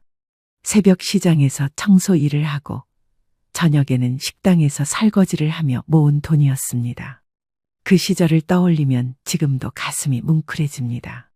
정말 힘들었지만 아들 하나만큼은 제대로 키워내겠다는 일념으로 버텨낸 시간들이었습니다. 아들 준호는 다행히 반듯하게 자라서 대학을 졸업하고 직장도 잘 다니게 되었습니다. 29에 좋은 며느리도 만나 결혼을 했고 손녀 지은이까지 낳아 이 씨에게는 더 바랄 것이 없었습니다. 이 씨의 일상에서 가장 행복한 시간은 주말이었습니다. 토요일 저녁이면 어김없이 아들 가족이 찾아와 함께 식사를 했습니다. 비록 소박한 차림이었지만 온 가족이 한자리에 모이는 그 시간만큼은 세상 부러울 것이 없었습니다. 지은아, 할머니가 네가 좋아하는 잡채 만들어놨다. 많이 먹어라. 와, 할머니, 정말 맛있어요. 저 할머니 잡채가 세상에서 제일 좋아요. 그래? 그럼 할머니가 내일 도시락으로도 싸줄까? 그런 대화를 나누며 보내는 주말 저녁이 이 씨에게는 일주일 내내 기다려지는 소중한 시간이었습니다. 며느리 수진이도 처음 몇 년간은 참 잘해주었습니다. 친정어머니 못지않게 챙겨주고 명절 때마다 정성스럽게 차례상도 준비해 주었습니다. 이 씨는 정말 좋은 며느리를 만났다고 생각했습니다. 하지만 언제부턴가 며느리의 태도가 조금씩 달라지기 시작했습니다. 처음에는 작은 변화라 별로 신경 쓰지 않았는데 시간이 갈수록 그 변화가 뚜렷해졌습니다. 예를 들어 예전에는 이 씨가 용돈을 건네주면 정중하게 감사 인사를 했는데 최근에는 그런 인사도 점점 형식적으로 변했습니다. 심지어 가끔은 용돈 봉투를 받으면서도 시큰둥한 표정을 짓기도 했습니다. 그래도 이 씨는 며느리가 육아와 살림으로 힘들어서 그런 것이라고 이해하려고 노력했습니다. 젊은 사람들은 스트레스도 많고 요즘 세상이 워낙 각박하니까 그럴 수도 있다고 생각했습니다. 무엇보다 손녀 지은이가 밝고 건강하게 자라는 모습을 보는 것만으로도 이 씨는 충분히 행복했습니다. 아이가 할머니를 따르며 안기는 모습, 학교에서 있었던 일들을 신나게 이야기하는 모습을 볼 때면 세상 모든 것을 다 가진 기분이었습니다. 그날도 평소와 다름없는 평범한 하루였습니다. 이 씨는 그 무서운 일이 일어날 줄은 꿈에도 몰랐습니다. 며느리 박 씨의 변화가 본격적으로 드러나기 시작한 것은 작년 가을부터였습니다. 그때 아들 준호네 가족이 살고 있던 전세 계약 기간이 얼마 남지 않았다는 이야기를 들었습니다. 집주인이 매매를 원한다며 재계약을 거부했다는 소식이었습니다. 요즘 부동산 시장이 워낙 뜨거워서 전세보다는 매매를 선호하는 집주인들이 많아졌다고 했습니다. 처음에는 이 씨도 걱정이 되었습니다. 아들 가족이 갑자기 이사를 해야 한다니 여간 큰일이 아니었습니다. 특히 지은이가 중학교 3학년이라 학군 문제도 신경 쓰였습니다. 엄마, 집주인이 재계약을 안 해준대요. 어떻게 해야 할지 모르겠어요. 그래? 그럼 다른 집을 알아봐야겠구나. 급한가? 한두 달 정도 여유는 있는데 요즘 전세집 구하기가 쉽지 않더라고요. 이 씨는 아들이 걱정하는 모습을 보며 마음이 아팠습니다. 그래서 조금이라도 도움이 되고자 주변에 전세집이 나오는 곳이 있는지 알아보기도 했습니다. 그런데 며느리 박 씨는 이런 상황을 오히려 기회로 여기는 것 같았습니다. 전세에서 벗어나 아예 집을 사는 것을 고려해보자는 이야기를 꺼내기 시작했습니다. 어머님, 사실 저희가 이번 기회에 집을 사는 것도 생각해보고 있어요. 집을 산다고? 준호 월급으로 집을 살 수 있겠니? 요즘 집값이 계속 오르고 있잖아요. 전세로만 살다가는 나중에 더 어려워질 것 같아서요. 이때까지만 해도 이 씨는 며느리가 현실적인 고민을 하는 것이라고 생각했습니다. 실제로 집값이 많이 올라서 젊은 부부들이 내 집 마련하기가 쉽지 않다는 이야기를 뉴스에서도 자주 들었으니까요. 하지만 며느리의 진짜 속내는 따로 있었습니다. 박 씨는 이 씨가 가진 돈을 노리고 있었던 것입니다. 박 씨는 결혼 초기부터 이 씨의 경제적 상황을 유심히 지켜봤습니다. 시어머니가 혼자 사는 집의 규모, 용돈을 주는 액수, 명절 때 주는 세뱃돈 등을 통해 대략적인 재정 상태를 짐작하고 있었습니다. 특히 몇 년 전 이 씨가 아들의 결혼 자금을 지원해 줄 때 상당한 금액을 부담 없이 내어준 것을 보고 더 많은 돈이 있을 것이라고 확신했습니다. 박 씨의 추측은 틀리지 않았습니다. 이 씨는 30년간 악착같이 모은 돈이 꽤 있었습니다. 적금과 예금을 합쳐서 집값 정도는 충분히 도와줄 수 있는 금액이었습니다. 하지만 그 돈은 이 씨에게는 단순한 저축이 아니었습니다. 남편 없이 홀로 아들을 키우며 하루하루 절약해서 모은 돈이었고 앞으로 혼자 살아가야 할 노후 자금이기도 했습니다. 수진 씨는 이런 사정은 전혀 고려하지 않았습니다. 어차피 나중에 상속받을 돈이니 미리 받는다고 생각하면 된다는 식이었습니다. 여보, 어머님께 한번 말씀드려봐. 집 살 때 조금 도와달라고. 그런 큰 돈을 어떻게 부담 없이 말해? 엄마가 얼마나 힘들게 모은 돈인데? 당신 너무 소극적이야. 어머님도 우리가 안정적으로 살기를 바라실 텐데 뭐가 문제야? 아들 준호는 아내와 어머니 사이에서 고민이 많았습니다. 아내 말도 일리가 있지만 어머니께 그런 큰 부담을 드리는 것이 과연 옳은 일인지 확신이 서지 않았습니다. 그러던 중 박 씨가 직접 나서기 시작했습니다. 이 씨를 만날 때마다 조금씩 집 이야기를 꺼내며 분위기를 만들어갔습니다. 어머님, 요즘 정말 집값이 많이 올랐더라고요. 저희 사는 동네만 해도 작년보다 억 단위로 올랐어요. 그래? 그럼 전세도 많이 올랐겠구나. 네, 전세도 엄청 올랐어요. 그래서 이번에 이사할 때 차라리 사는 게 나을 것 같다는 생각이 들어서요. 이런 식으로 자연스럽게 집 구매 이야기를 흘렸습니다.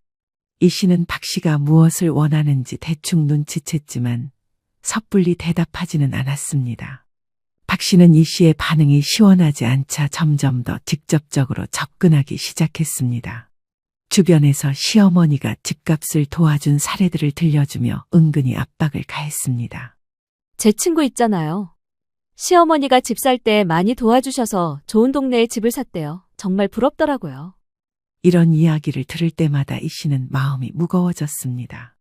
도와주고 싶은 마음은 굴뚝 같았지만 그렇게 큰 돈을 선뜻 내어주기에는 부담스러웠습니다. 더욱이 이 씨는 박 씨의 금전 감각이 좀 느슨하다는 것을 평소에 느끼고 있었습니다. 명품 가방이나 비싼 화장품을 사는 것을 마다하지 않는 모습을 보며 과연 집을 사고 나서도 잘 관리할 수 있을지 의문이 들었습니다. 그러나 박 씨의 요구는 날이 갈수록 더욱 구체적이고 노골적으로 변해갔습니다. 어느 토요일 저녁 온 가족이 모여 식사를 하던 중이었습니다. 평소보다 박 씨가 유난히 다정다감하게 굴었습니다. 이 씨가 좋아할 만한 음식도 사가지고 왔고 지은이 성적 이야기도 들려주며 분위기를 좋게 만들었습니다. 어머님, 지은이가 이번에 중간고사에서 반에서 3등 했어요. 정말 대견하죠? 그래? 우리 지은이가 정말 잘했구나. 할머니가 용돈 좀 더 줘야겠다. 할머니, 고마워요. 저 다음에는 1등 할게요. 분위기가 무르익었을 때 박 씨가 슬쩍 본론을 꺼냈습니다. 어머님, 사실 오늘 드릴 말씀이 있어서 왔어요. 이 씨는 박 씨의 말투에서 심상치 않은 기운을 느꼈습니다. 지난 몇 주간 박 씨가 집 이야기를 자꾸 꺼낸 것을 생각하면 무슨 말을 하려는지 대충 짐작이 갔습니다. 무슨 말인데? 저희가 이번에 정말 좋은 집을 하나 찾았어요.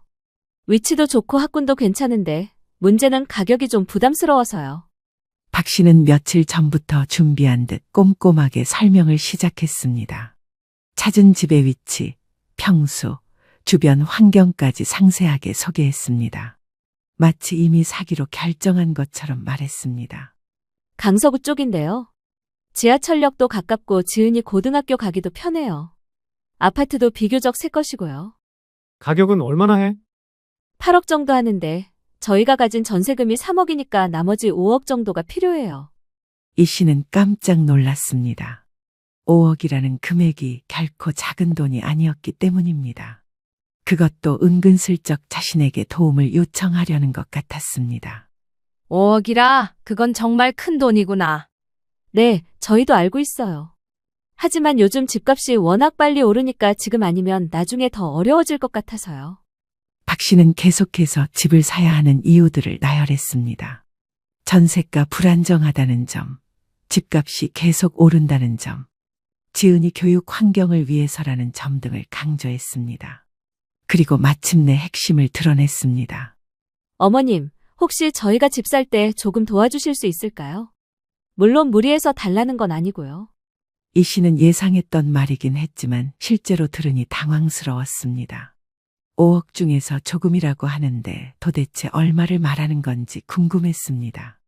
조금이라는 게 얼마나 되는 이야기냐? 한 1억 원 정도요? 물론 여유 있으실 때 도와주시면 되고요.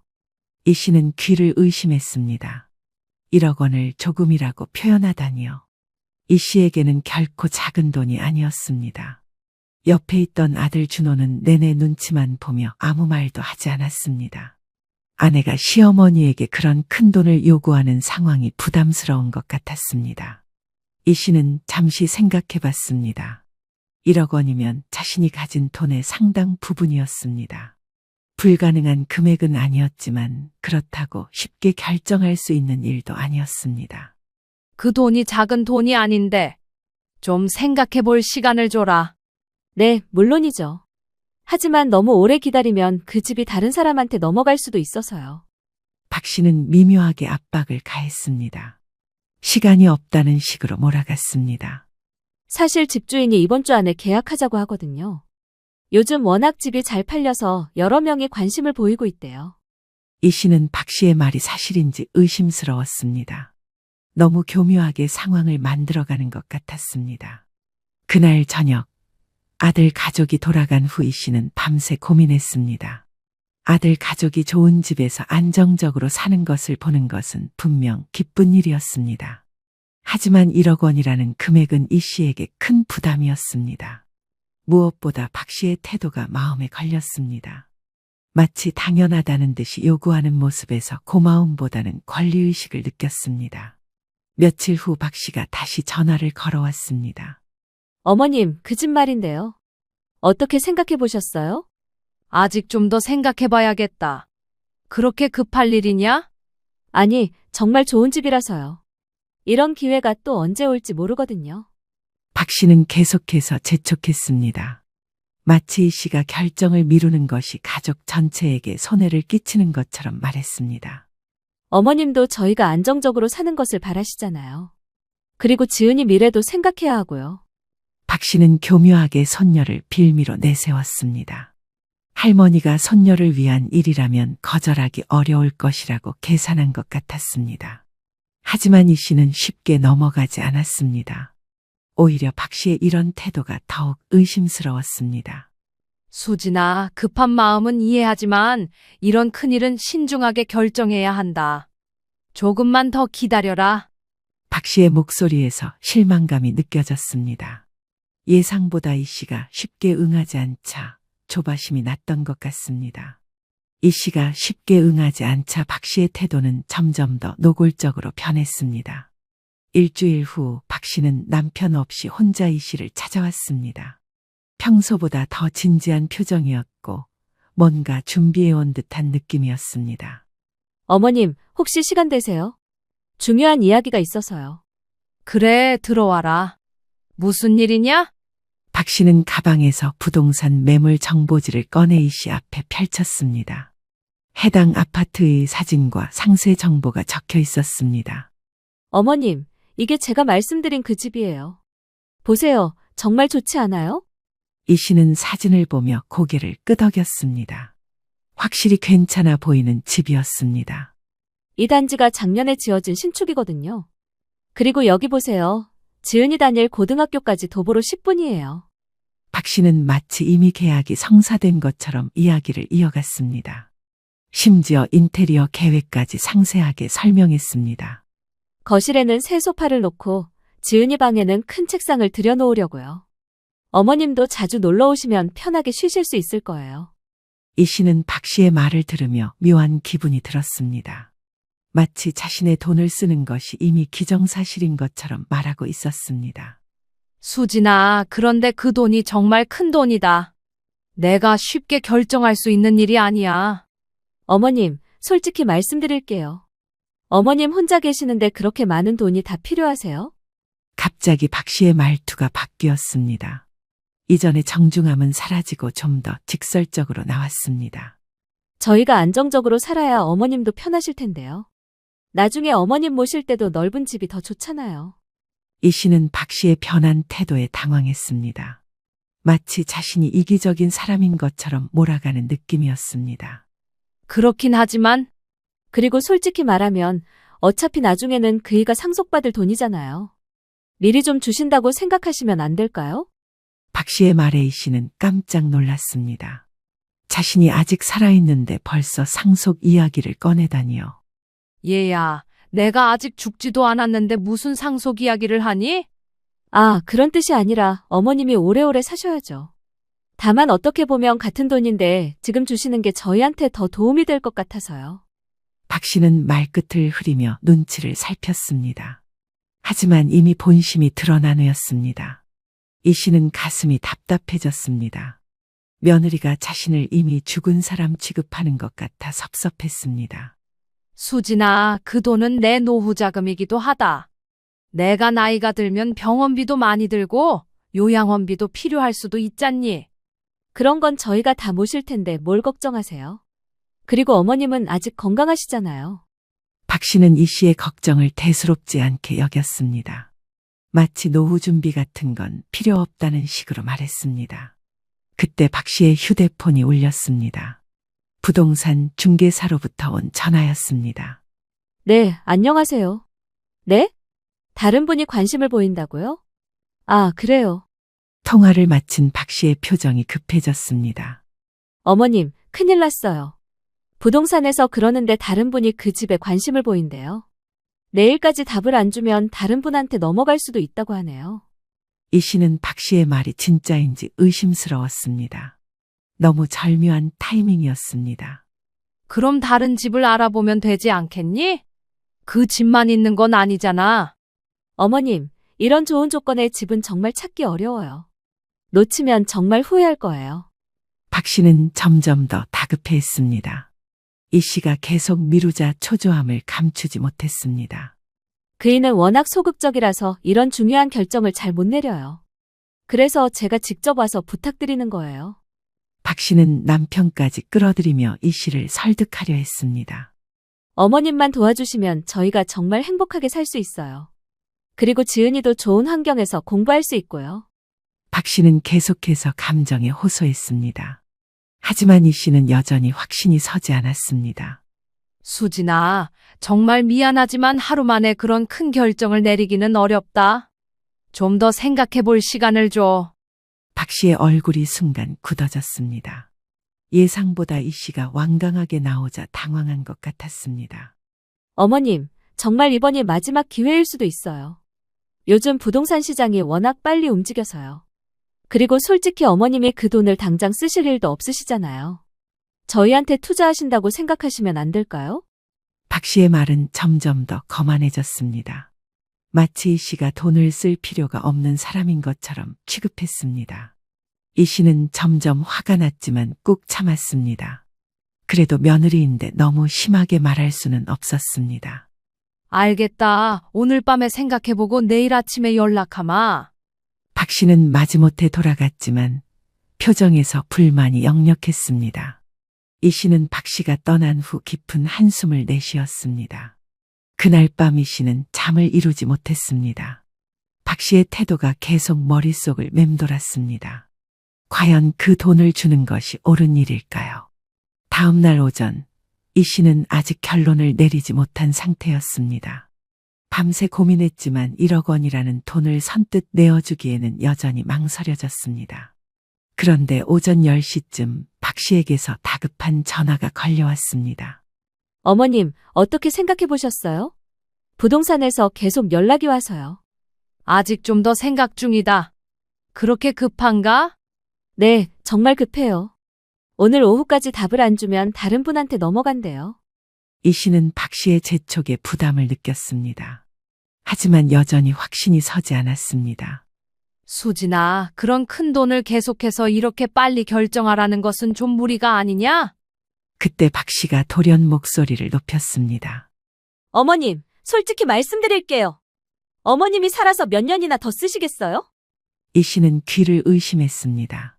며느리 입에서 그런 말이 나올 줄은 꿈에도 몰랐습니다. 뭐라고? 아니, 그런 뜻이 아니라 어머님도 이제 70이 넘으셨잖아요. 그 돈을 어디에 다 쓰시려고요? 박 씨는 말을 바꿔보려 했지만 이미 엎질러진 물이었습니다. 너는 지금 내가 빨리 죽기를 바라는 거냐? 그런 게 아니에요. 어머님이 오래 사셔야죠. 다만 현실적으로 생각해보자는 거예요. 박 씨는 당황해서 둘러대기 시작했습니다. 하지만 이미 이 씨의 마음에는 큰 상처가 났습니다. 저희가 잘 살아야 어머님한테도 좋은 거 아니에요? 나중에 어머님 모실 때도 더 여유 있게 모실 수 있고요. 박 씨는 계속해서 자신의 말을 정당화하려 했습니다.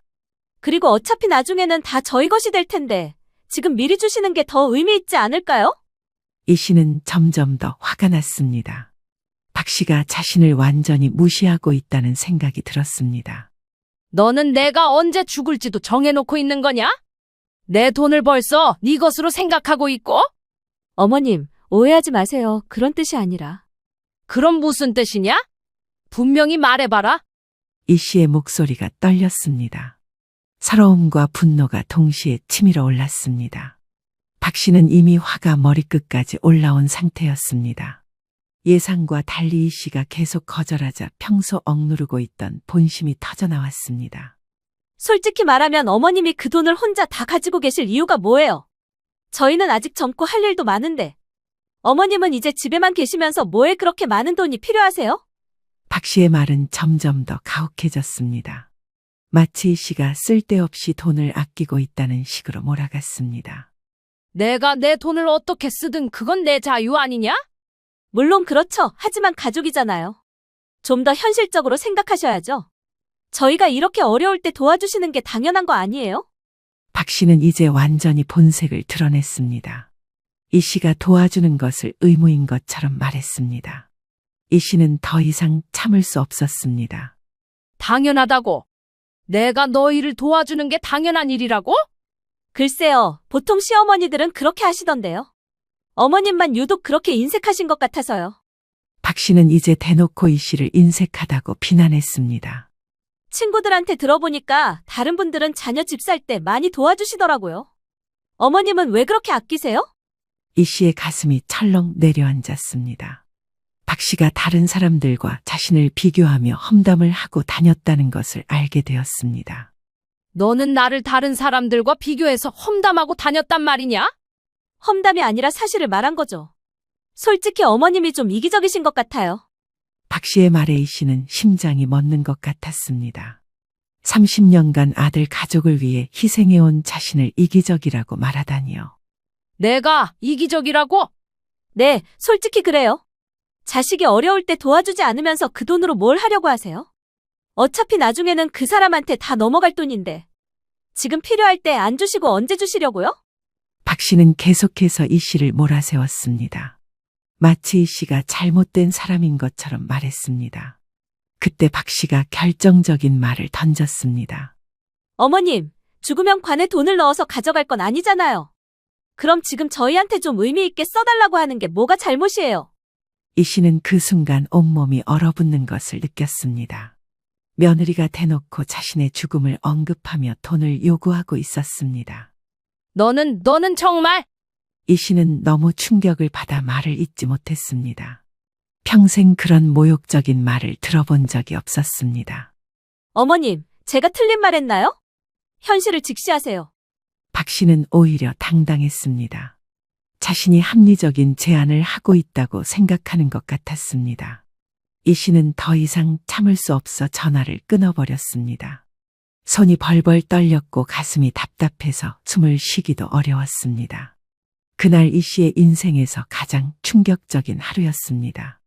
믿었던 며느리에게 그런 말을 들을 줄은 꿈에도 몰랐습니다. 전화를 끊고 난 후 이 씨는 한동안 그 자리에 멍하니 앉아 있었습니다.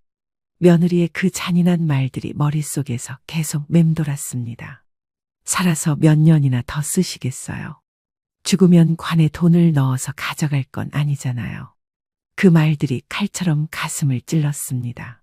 이 씨는 자리에서 일어나 화장실 거울을 보았습니다.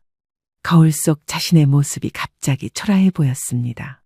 주름이 깊어진 얼굴, 백발이 된 머리카락, 혹시 정말 박 씨 말이 맞는 건 아닐까요?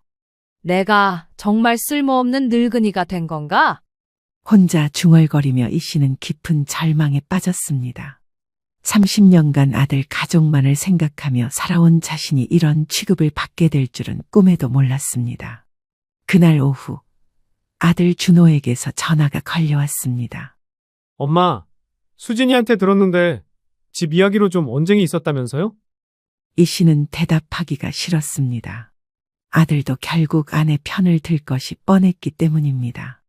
엄마, 수진이가 좀 말이 거칠었나 봐요. 제가 대신 사과드릴게요. 준호야, 너는 그 말을 직접 들었냐? 무슨 말이요? 네 마누라가 나한테 뭐라고 했는지 정확히 아냐? 준호는 박 씨에게서 대충만 들었던 것 같았습니다. 박 씨가 자신이 한 말을 제대로 전달하지 않았던 것입니다. 네 마누라가 나보고 살아서 몇 년이나 더 쓰시겠어요? 라고 했다. 뭐라고요? 준호의 목소리에 놀라움이 묻어났습니다. 그리고 죽으면 관에 돈을 넣어서 가져갈 건 아니잖아요 라고도 했어. 엄마, 정말요? 수진이가 그런 말을 했다고요? 네 귀로 직접 들은 게 아니니까 믿기지 않지? 그럼 됐다.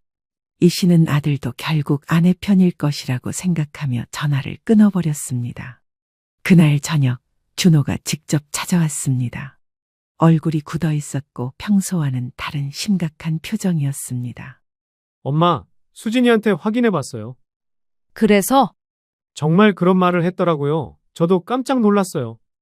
이 씨는 아들이 사실을 확인했다는 말에 조금 안도했습니다. 적어도 아들은 자신의 편에서 이해해 줄 것 같았습니다. 엄마, 정말 죄송해요. 제가 수진이를 제대로 못 가르쳤네요. 준호야, 네가 사과할 일이 아니다.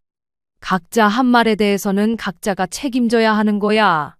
하지만 제 아내가 어머니한테 그런 말을 했으니까요. 용서해 주세요. 준호는 진심으로 사과하는 것 같았습니다. 하지만 이 씨의 마음에 난 상처는 쉽게 아물지 않았습니다. 준호야, 나는 네 마누라한테 실망한 게 아니라 내 자신에게 실망했다. 엄마? 내가 지금까지 뭘 하고 살았나 싶어서 말이야.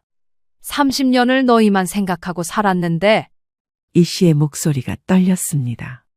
서러움과 허탈감이 한꺼번에 밀려왔습니다.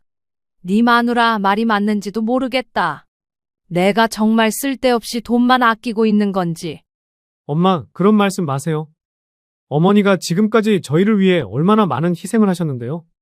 하지만 이 씨는 이미 깊은 회의에 빠져 있었습니다. 자신의 삶 자체에 대한 의문이 들었습니다. 그날 밤, 이 씨는 잠들지 못하고 지난 30년을 돌아봤습니다. 남편이 먼저 떠난 후 오직 아들 하나만 바라보고 살았던 시간들. 새벽 시장에서 청소하고 식당에서 설거지하며 모은 돈들. 그 모든 것이 무의미하게 느껴졌습니다. 다음 날 아침, 이 씨는 중요한 결심을 했습니다. 더 이상 이런 식으로는 살 수 없다는 생각이 들었습니다. 이 씨는 오래전부터 마음 한구석에 품고 있던 꿈이 있었습니다. 고향인 순천으로 돌아가서 조용히 살고 싶다는 소망이었습니다. 남편과 함께 나이 들면 고향에 내려가 텃밭 가꾸며 살자고 했던 약속도 있었습니다. 하지만 지금까지는 아들 가족 곁에 있어야 한다는 생각에 그 꿈을 접어두고 있었습니다. 그런데 이제는 달랐습니다. 더 이상 자신을 필요로 하지 않는다는 것을 뼈저리게 느꼈습니다. 이 씨는 서랍에서 옛날 사진첩을 꺼냈습니다. 남편과 함께 순천에 갔을 때 찍은 사진들이 있었습니다.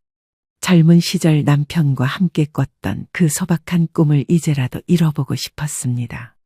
여보, 이제 진짜 고향에 가서 살까? 사진 속 남편에게 말을 걸며 이 씨는 눈물을 흘렸습니다. 그날 오후 이 씨는 부동산에 전화를 걸었습니다. 사장님, 저 이순덕인데요. 혹시 제 집 시세가 어느 정도 되는지 좀 알아봐 주실 수 있을까요? 부동산 중개사는 놀라면서도 친절하게 답변해 주었습니다. 집값이 많이 올라서 이 씨가 예상했던 것보다 훨씬 높은 가격이 나왔습니다. 그 정도면 순천에 가서 집 짓고 살기에는 충분하겠네요. 이 씨는 마음속으로 계산해 봤습니다. 서울 집을 팔면 순천에 작은 집을 짓고도 여유 있게 살 수 있을 것 같았습니다. 사장님, 그럼 지금 당장 매물로 내놓아 주세요. 이 씨의 목소리는 단호했습니다.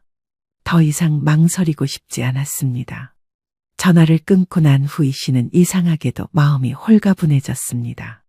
오랫동안 자신을 짓누르고 있던 무거운 짐을 내려놓은 기분이었습니다. 이제 정말 새로운 인생을 시작할 때가 되었습니다. 집을 매물로 내놓은 지 일주일 만에 첫 번째 구매 희망자가 나타났습니다. 부동산 중개사가 전화로 알려준 바에 따르면 신혼부부가 관심을 보이고 있다고 했습니다. 제시한 가격도 이 씨가 생각했던 것보다 높았습니다. 정말 괜찮으신 거죠?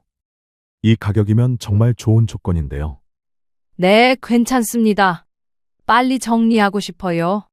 이 씨는 전혀 망설이지 않았습니다. 오히려 빨리 계약이 성사되기를 바랐습니다. 계약 날짜가 잡히자 이 씨는 본격적으로 이사 준비를 시작했습니다. 30년간 모아둔 살림살이를 하나씩 정리하는 일은 쉽지 않았지만 마음은 한결 가벼웠습니다. 그런데 이틀 후 아들 준호가 급하게 찾아왔습니다. 부동산 중개사로부터 연락을 받았던 모양입니다. 엄마, 정말 집을 파시려고요? 갑자기 왜 그러세요? 왜 갑자기냐? 내가 내 집을 팔겠다는데 누구한테 허락을 받아야 하나? 그런 게 아니라 저희와 상의도 없이 너무 급작스럽게. 준호는 당황한 기색이 역력했습니다. 어머니가 정말로 큰 결심을 했다는 것을 그제야 깨달은 것 같았습니다. 준호야, 내 인생에 관한 일인데 왜 너희와 상의해야 하나? 나는 아직 정신이 멀쩡하다. 엄마, 그럼 어디서 사실 거예요? 설마 혼자 다른 곳으로 이사 가시려는 건 아니죠? 순천에 내려가서 살 생각이다. 순천이요. 거기는 너무 멀잖아요. 저희가 자주 뵐 수도 없고. 준호는 어머니의 결심이 생각보다 심각하다는 것을 알고 더욱 당황했습니다. 자주 볼 필요 있나? 너희는 너희 생활 있고 나는 내 생활 있는 거지. 그때 박 씨도 함께 나타났습니다. 얼굴이 새파랗게 질려 있었습니다. 어머님, 정말 집을 파신다고요? 저 때문에 그러시는 거예요? 너 때문이 아니라 나 때문이다. 어머님, 제가 그날 말을 좀 심하게 했나 봐요. 정말 죄송해요. 박 씨가 뒤늦게 사과했지만 이 씨의 마음은 이미 돌아설 수 없는 강을 건넌 후였습니다. 사과는 고맙지만 이미 계약했다. 계약을 취소하시면 안 될까요? 제가 정말 잘못했어요. 박 씨는 필사적으로 매달렸습니다.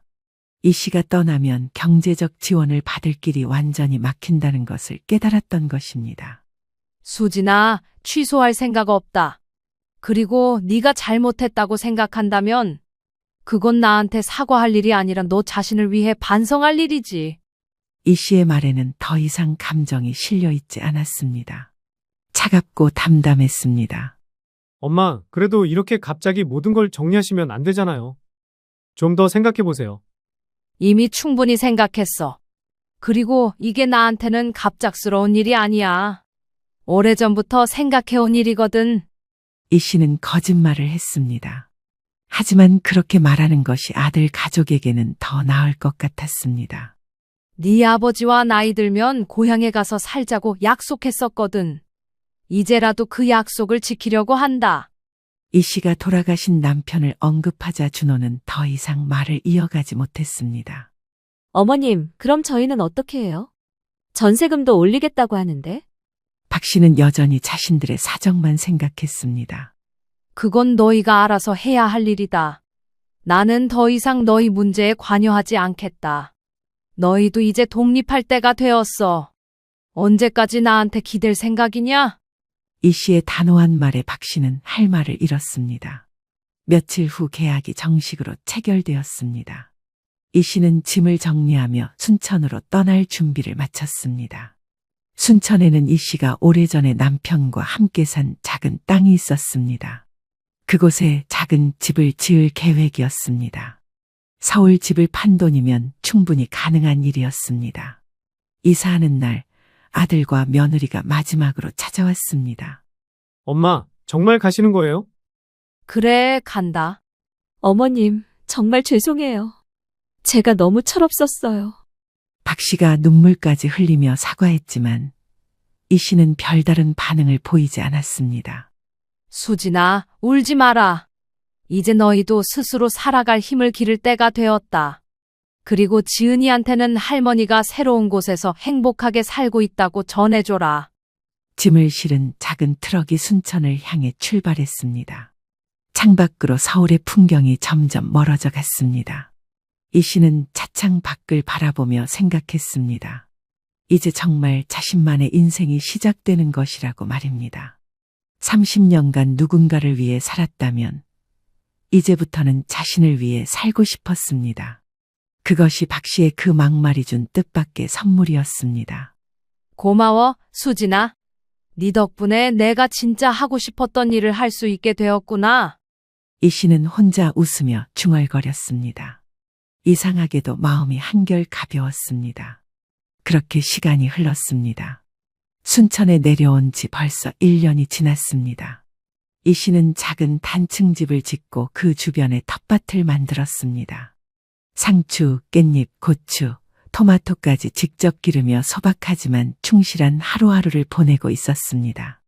아침 6시에 일어나 텃밭에 물을 주고 오전에는 동네 경로당에서 어르신들과 함께 운동을 했습니다. 오후에는 집 앞 평상에 앉아 책을 읽거나 뜨개질을 하며 평화로운 시간을 보냈습니다. 무엇보다 좋은 것은 돈 걱정을 하지 않아도 된다는 것이었습니다. 서울 집을 판 돈으로 충분히 여유롭게 살 수 있었습니다. 옆집에 사는 김 씨도 서울에서 내려온 비슷한 처지의 할머니였습니다. 두 사람은 금세 친해져서 하루도 빠짐없이 안부를 주고받았습니다.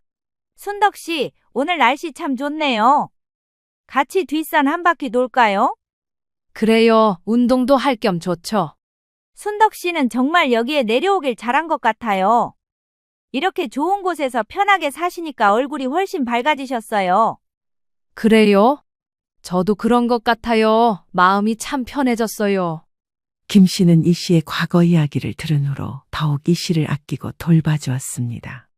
그런데 석 달 전 아들 준호에게서 전화가 걸려왔었습니다. 엄마, 안녕하세요. 그동안 잘 지내셨어요?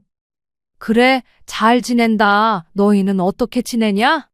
저희는 조금 힘들긴 하지만 그럭저럭 버티고 있어요. 준호의 목소리에는 피곤함이 묻어났습니다. 엄마, 실은 수진이가 아르바이트를 시작했어요. 그래? 일자리를 구했구나. 네, 마트에서 계산 일을 해요. 처음에는 힘들어했는데 요즘은 적응한 것 같아요. 이 씨는 박 씨가 직접 일을 시작했다는 소식에 조금 놀랐습니다. 그리고 저희도 좀 더 작은 집으로 이사했어요. 전세금을 줄여서 생활비 부담을 덜었거든요. 아들 가족이 현실을 받아들이고 스스로 해결책을 찾고 있다는 소식이었습니다. 2달 전에는 박 씨에게서 직접 전화가 왔었습니다. 어머님, 안녕하세요. 저 수진이에요. 그래, 안녕하냐? 어머님, 그동안 정말 죄송했어요. 제가 너무 철없이 굴었어요. 박 씨의 목소리는 예전과 많이 달라져 있었습니다. 훨씬 차분하고 겸손해진 느낌이었습니다. 요즘 직접 일해보니까 돈 버는 게 얼마나 힘든지 알겠어요. 어머님이 그동안 얼마나 고생하셨는지. 그래, 이제 알았구나. 어머님 말씀이 다 맞았어요. 저희가 스스로 해결해야 할 일이었는데 너무 쉽게 생각했었어요. 박 씨는 진심으로 반성하는 것 같았습니다. 어머님, 언제 한번 뵐 수 있을까요? 직접 사과드리고 싶어요. 나중에 시간 되면 한번 와봐라. 내가 기른 채소도 좀 가져가고. 지난 주말 아들 가족이 순천까지 찾아왔습니다. 1년 만에 보는 얼굴들이었습니다. 준호는 조금 야위었지만 예전보다 훨씬 의젓해 보였습니다. 박 씨는 완전히 다른 사람이 되어 있었습니다. 화려한 옷차림 대신 소박한 차림새였고 말투도 많이 조심스러워졌습니다. 어머님, 정말 죄송했어요. 어머님께 그런 말씀드렸던 제가 너무 부끄러워요. 박 씨는 이 씨 앞에 무릎을 꿇고 진심으로 사과했습니다. 일어나거라. 이제 다 지난 일이다. 어머님이 여기서 이렇게 평화롭게 사시는 모습을 보니까 더 죄송해져요. 수진아, 너도 이제 철이 들었구나. 그것만으로도 다행이네. 손녀 지은이는 키가 훌쩍 자라 있었습니다. 할머니, 여기 진짜 좋아요. 공기도 맑고 조용하고. 그래? 우리 지은이가 좋아하니까 할머니도 기쁘네. 할머니, 정말 행복해 보이세요. 서울에 계실 때보다 훨씬 밝으세요. 이 씨는 손녀의 말에 웃음이 나왔습니다. 정말 그런 것 같았습니다. 이 씨는 직접 기른 채소로 정성껏 음식을 만들어 대접했습니다. 오랜만에 온 가족이 둘러앉아 식사를 하는 시간이었습니다. 엄마, 음식이 정말 맛있어요. 직접 기르신 채소라서 그런가 봐요. 그래, 농약도 안 쓰고 직접 기른 거야. 많이 먹어라. 어머님, 정말 지혜로운 선택을 하신 것 같아요. 여기서 이렇게 사시니까 훨씬 건강해 보이세요. 그래, 스트레스가 없으니까 몸도 마음도 편하네. 아들 가족이 돌아간 후 이 씨는 김 씨와 함께 저녁 산책을 했습니다. 순덕 씨, 며느리분이 많이 달라진 것 같던데요? 그러게요. 사람은 힘든 일을 겪어야 철이 드나 봐요. 그래도 이제 가족들이 순덕 씨 마음을 이해하게 되니까 다행이에요. 네, 저도 그런 것 같아요. 이 씨는 별이 가득한 밤하늘을 바라보며 생각했습니다. 박 씨의 그 막말이 오히려 자신에게는 새로운 인생의 문을 열어준 계기가 되었다는 것을 말입니다. 돈의 진정한 가치는 얼마나 많이 가졌느냐가 아니라 어떻게 의미 있게 쓰느냐에 있다는 것을 이제는 확실히 알겠습니다. 그리고 가족을 사랑하는 것과 무조건 희생하는 것은 다르다는 것도 깨달았습니다. 이제 이 씨는 진정으로 자신만의 행복을 찾았습니다. 누구를 위해서가 아닌 오직 자신을 위한 시간들이 얼마나 소중한지 매일매일 느끼고 있습니다. 여보, 우리 약속 지켰어요. 이제 정말 행복해요. 이 씨는 하늘을 바라보며 돌아간 남편에게 인사했습니다. 얼굴에는 평화로운 미소가 떠올라 있었습니다.